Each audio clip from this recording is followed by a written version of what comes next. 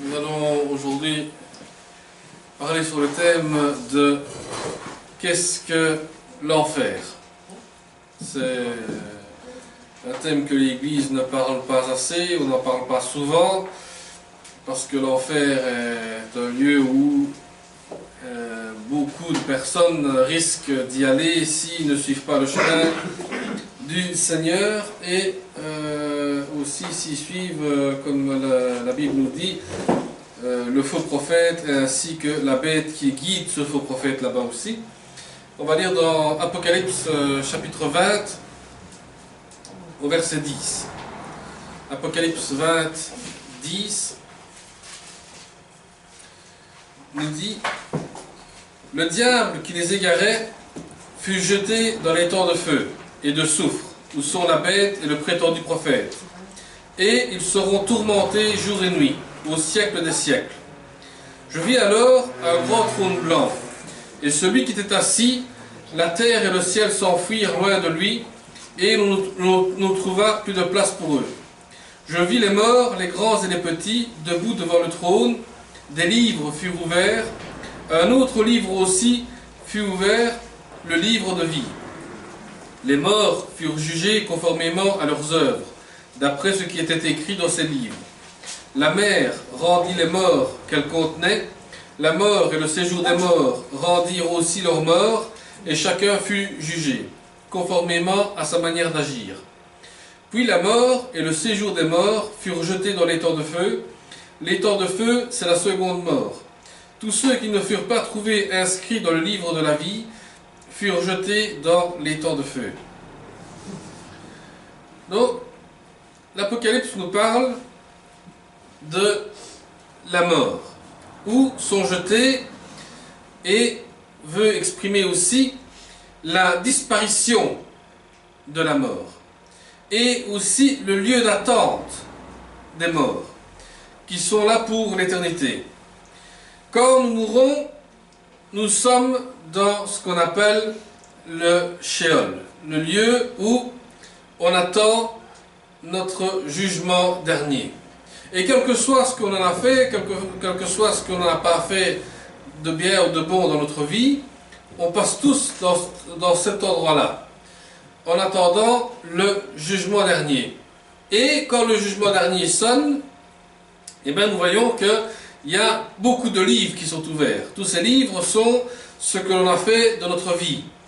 Et en même temps, nous voyons aussi qu'il y a le livre de la vie qui dit que celui qui est inscrit dans ce livre-là évite évidemment le châtiment éternel, les temps de feu. Donc, réellement, l'enfer. Parce que beaucoup disent, on entend souvent dire que celui-là parte en enfer ou qu'il soit maudit et autres, mais faisons attention à ce que nous disons parce que nous risquons aussi de finir dans cet étang de feu là-bas, parce que si on n'est pas inscrit dans le livre de la vie, eh bien on risque de passer notre éternité dans l'enfer.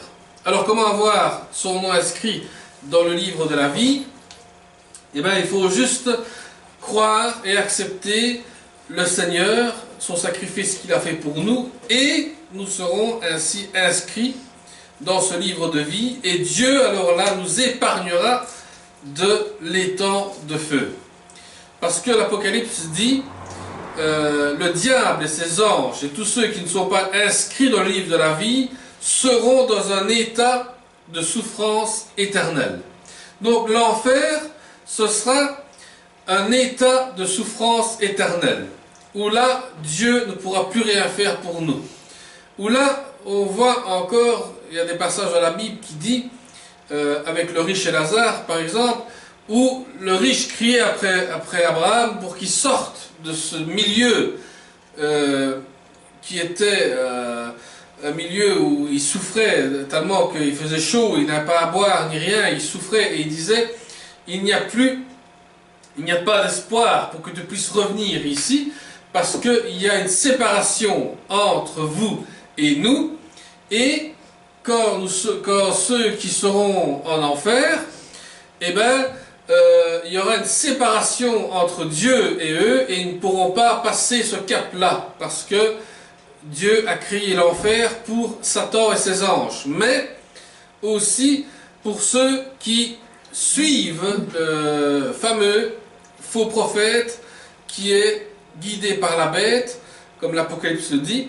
Alors qui sont ces faux prophètes? Ce sont tous les faux enseignants qui donnent mauvais témoignage de l'évangile ou qui amènent les personnes dans la perdition, et aussi ceux qui ont des grands titres dans certaines églises et qui attirent la foule vers eux et n'attirent plus la foule vers le Seigneur. Et là, on peut s'attendre à qu'ils finissent dans l'enfer parce qu'ils sont guidés par la bête qui est Satan.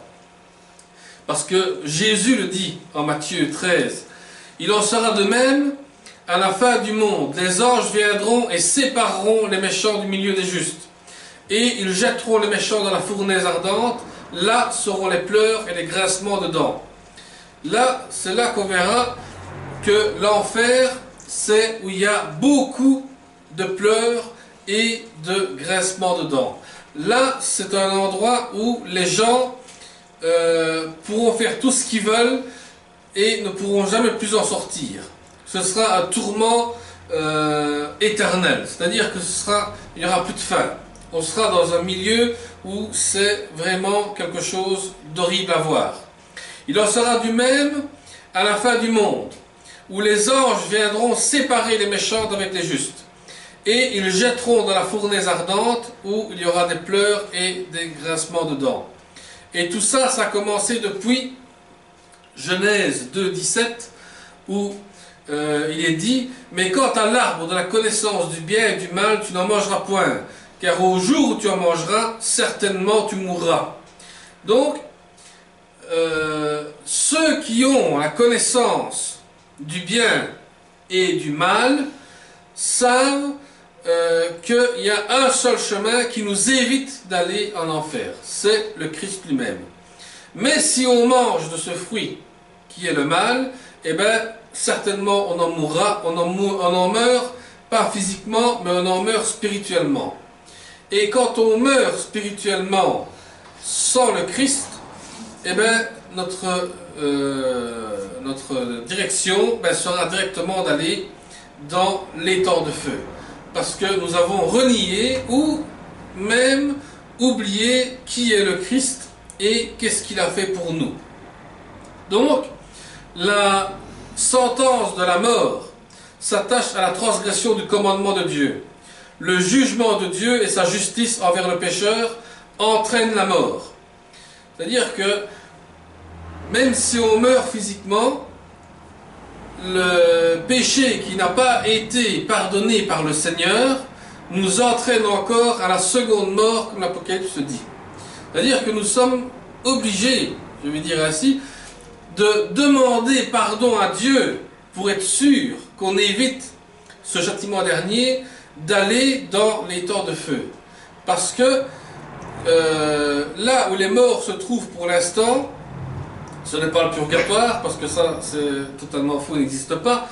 Le pape François est très là-dessus, mais moi je suis contre son idée, parce qu'on ne peut pas prier pour les morts pour qu'ils puissent sortir de là, parce que si on relit le passage d'où il y a le riche et Lazare, il a voulu envoyer Lazare pour va dire aux vivants que l'enfer existe et que ma famille soit sauvée, qu'ils évitent d'aller là-bas, mais Abraham a été clair, il a dit, même si j'envoie Lazare, personne ne croira ce qu'il dira.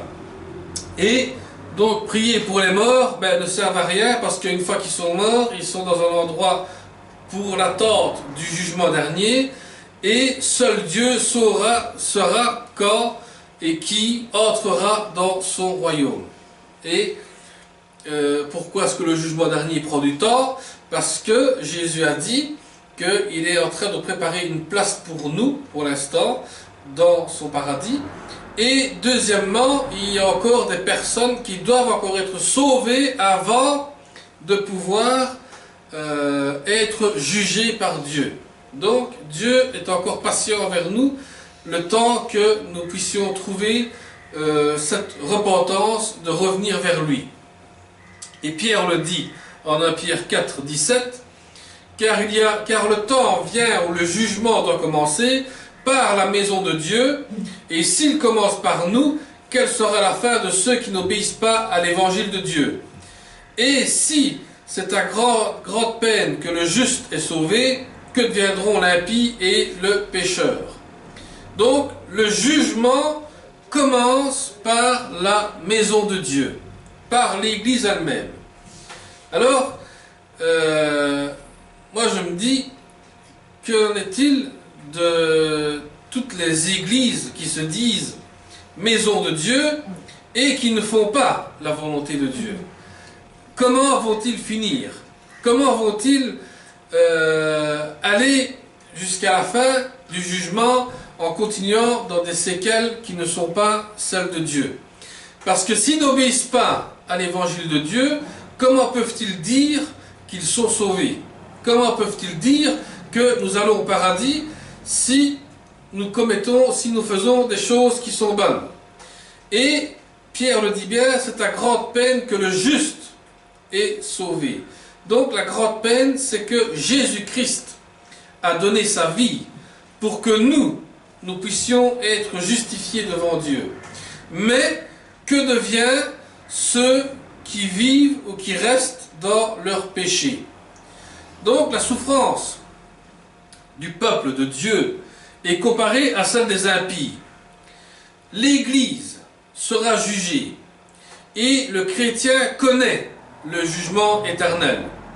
Si les chrétiens ne connaissent pas le jugement éternel, c'est que l'Église ne veut pas prêcher l'enfer ou ne veut pas prêcher qui est Satan, parce qu'il se laisse guider par Satan et entraîne alors avec eux, évidemment, toutes personnes qui vont aller à la perdition. Donc, un peuple qui souffre dans une église, c'est comparé à des impies, à des personnes qui ne veulent pas entendre parler du salut en Jésus-Christ, ou ne veulent pas entendre parler de la vie éternelle. Donc, cette église-là sera jugée, et le chrétien connaîtra alors le jugement éternel, donc la seconde mort, d'être jeté dans les temps de feu. Et ceux qui ne connaissent pas le Christ, ou qui refusent de croire en Christ, souffriront toute l'éternité dans la géhenne pour le moment. La géhenne, c'est l'endroit où les morts sont séparés des vivants avant le jugement dernier. Et ces gens-là souffrent énormément parce qu'ils se disent « J'aurais dû croire ce que cette personne-là m'avait dit sur le Christ, j'aurais dû croire à ce moment-là, mais c'est trop tard. » Une fois que tu es mort, c'est trop tard pour revenir en arrière. C'est au moment où tu es vivant qu'il faut accepter le Seigneur et ne pas se laisser séduire par les faux prophètes qui annoncent un faux évangile, et ceux qui ne prêchent pas sur l'enfer aussi, s'en méfier aussi, parce que le jour du jugement, Dieu fera sortir tous les péchés des habitants de la terre. Donc, si nous ne prêchons pas l'enfer, et si nous ne prêchons pas Satan, eh bien un jour ou l'autre, tous ces péchés-là vont sortir de terre et vont être mis à la lumière. Donc, nous allons voir que Dieu jugera l'Église concernant ce qu'elle a fait de bien ou de mal. Parce qu'on sera tous devant le tribunal de Dieu. Et la vie de chacun sera revue du début jusqu'à la fin. Donc, Dieu montrera depuis le début jusqu'à la fin quand tu as entendu parler du Christ et comment l'as-tu accepté, ou comment l'as-tu renié, ou comment l'as-tu refusé aussi dans ta vie. On doit rendre des comptes à Dieu pour le salut de notre âme. Et l'Apocalypse nous fait rendre compte de notre culpabilité, que nous avons une chance d'avoir la grâce d'être sauvés par le Christ. Donc, si on lit bien l'Apocalypse, on se rend compte que nous avons une grâce d'accepter le Christ et d'être sauvés par le Christ lui-même.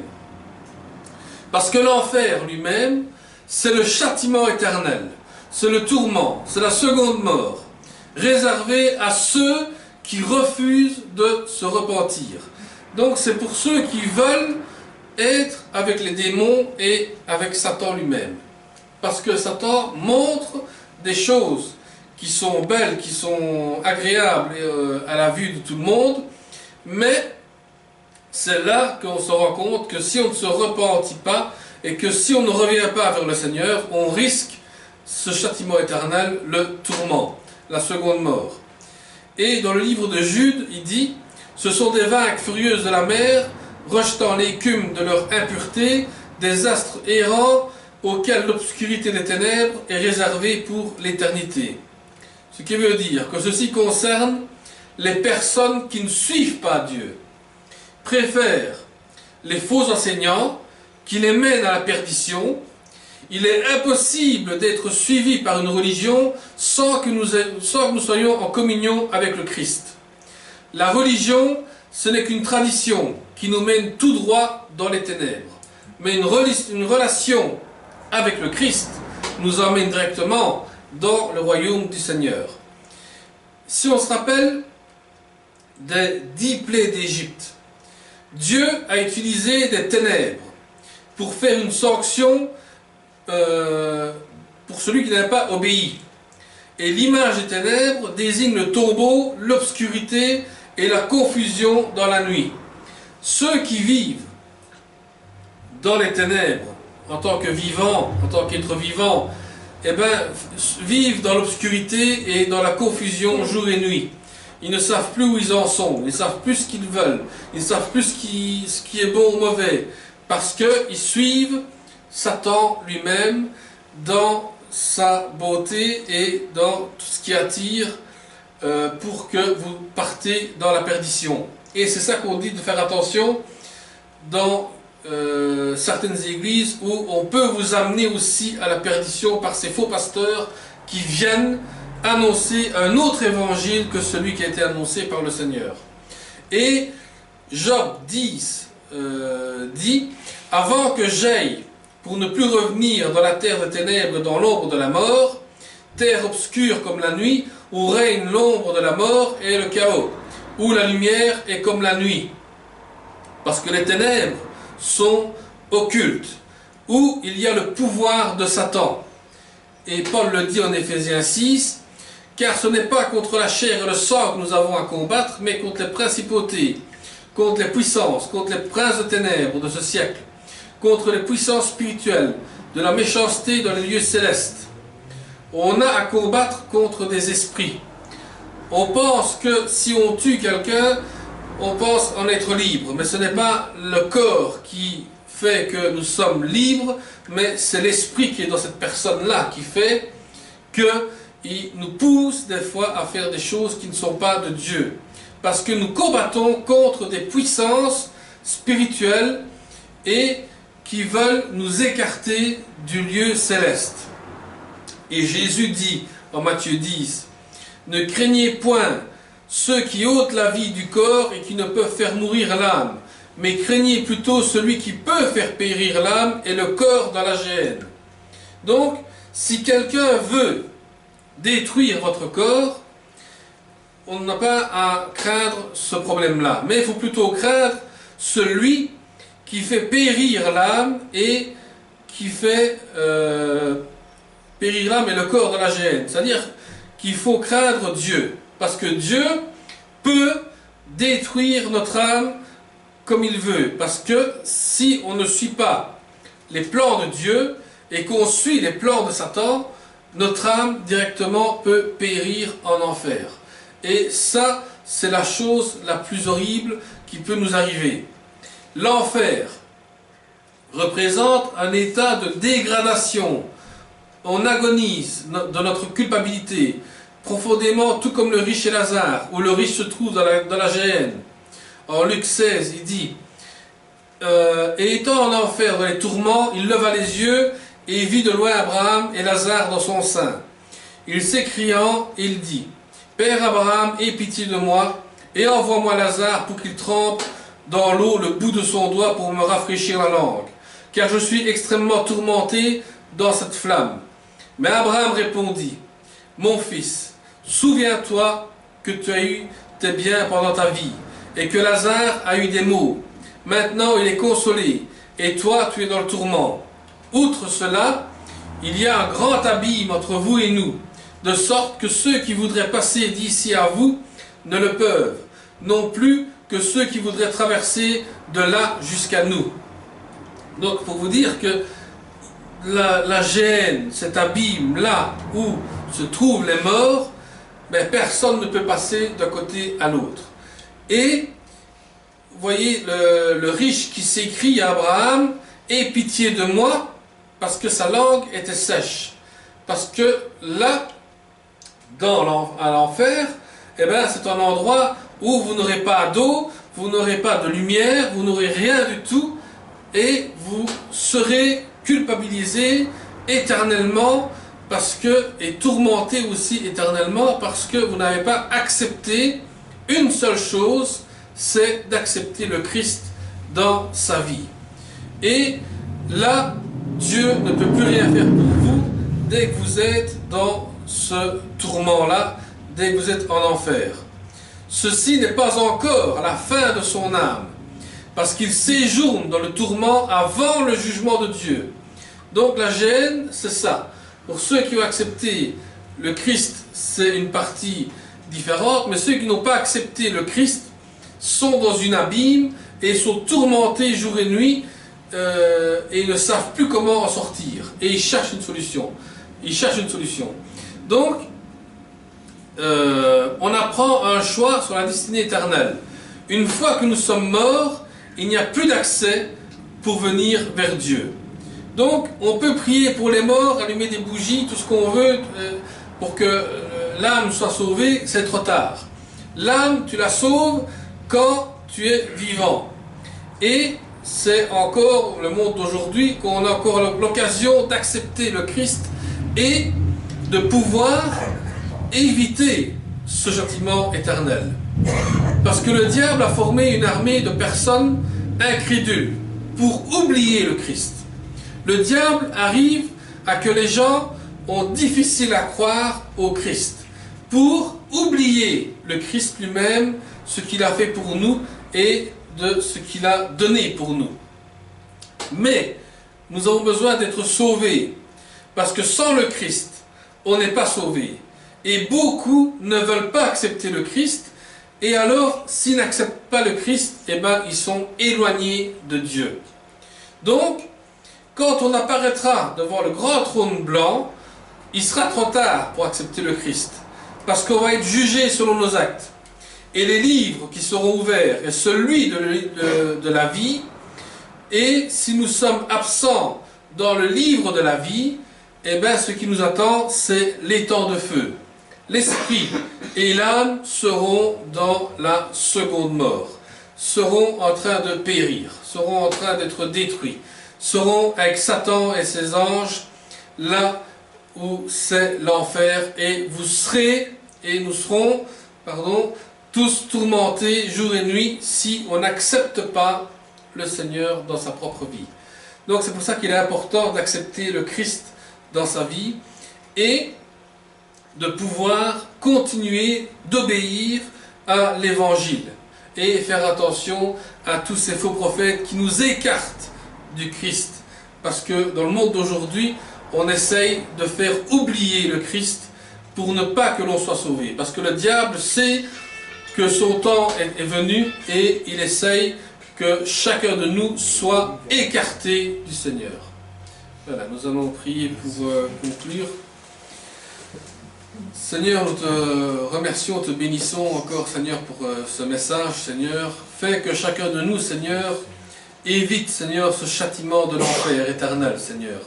Nous sommes appelés, Seigneur, aujourd'hui à être sauvés. Nous sommes appelés, Seigneur, à écouter ta parole et obéir à ton commandement. Seigneur, fais de nous, Seigneur, que nous puissions tous aujourd'hui t'accepter dans notre cœur, Seigneur, que tu puisses y régner. Fais briller ta lumière, Seigneur, dans nos cœurs. Et que chacun de nous, Seigneur, évite le châtiment dernier, Seigneur, et évite, Seigneur, cet enfer, Seigneur, car Nous ne voulons pas être tourmentés jour et nuit, Seigneur, par des grincements de dents et de pleurs, mais nous voulons nous réjouir avec toi dans les cieux, en disant que nous sommes victorieux par ta gloire et par ta puissance. Nous remettons tout entre tes mains, Seigneur, dans le nom de Jésus-Christ. Amen. Amen.